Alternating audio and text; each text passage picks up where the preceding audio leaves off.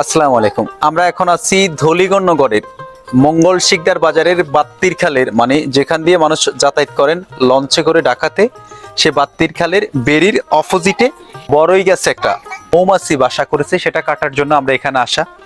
তো এখানে আসার পর একটা ব্যাপার আমার কাছে ভীষণ ভালো লেগেছে, যেটা হচ্ছে বরাবরই নদীর পাড়ের কিংবা বেরির বাদের কাছে যারা বসবাস করেন তারা অনেক অনেক ভাগ্যবান। বিভিন্ন জায়গা থেকে পর্যটকেরা তাদেরকে ঘুরতে আসেন, দেখতে আসেন। তো প্রকৃতির চাকের আমরা যে খাঁটি মধু সংগ্রহ করি, দেখেন এই মিশ্র ফুলের এই মধুগুলো হচ্ছে পৃথিবীর সবচেয়ে শ্রেষ্ঠ মধু। অনেকে হয়তো জানেন না, বলে কিভাবে শ্রেষ্ঠ মধু। এখানে কিন্তু বিভিন্ন জায়গা থেকে বিভিন্ন ফুল থেকে এই প্রকৃতির মৌমাছি তারা মধু সংগ্রহ করছেন এই প্রকৃতির চাকে। এটা কিন্তু চাষের মধু না। আরেকটা ব্যাপার আমি ক্লিয়ার করি, বিভিন্ন জন বিভিন্ন সময় আমাকে বলেন যে ভাই আমরা কি চাক সহকারে কি মধু পাবো কিনা। তো আমি বলতে চাই চাক সহ মধু পাবেন না। এই জন্য এই যে আমরা এখানে যে বাসাটা কাটবো, এই বাসাতে যদি 2 কেজি মধু হয় 50-50, 1 কেজি গৃহস্থের আর 1 কেজি হচ্ছে যে মোয়াল কাটবে আমাদের সেই মোয়ালের।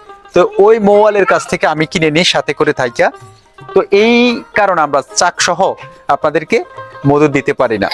চাক সহ আপনারা একমাত্র মধু যারা চাষ করে তাদের ওখান থেকে পাবেন। আর চাষের মধু আর এই মধুটা একটা ডিফারেন্স আমি বলি। চাষের মধু হচ্ছে 30% মধু থাকে, 70% চিনি আর সিরা। বলে চিনি সিরা কোন জায়গা থেকে? ওই চাষের মৌমাছিকে যে খাবারটা দেয় চিনির ফানি এবং সিরা সহ, সেখান থেকে খেয়ে তারা সংগ্রহ করে। আর এখানে যে মৌমাছি আছে তারা বিভিন্ন জায়গা থেকে বিভিন্ন ফুল থেকে অল্প অল্প করে এখানে এনে প্রকৃতির যে আল্লাহ রাব্বুল আলামিনের যেই নিয়ামত এখানে তারা সংগ্রহ করে, আমরা সেটা কাটি।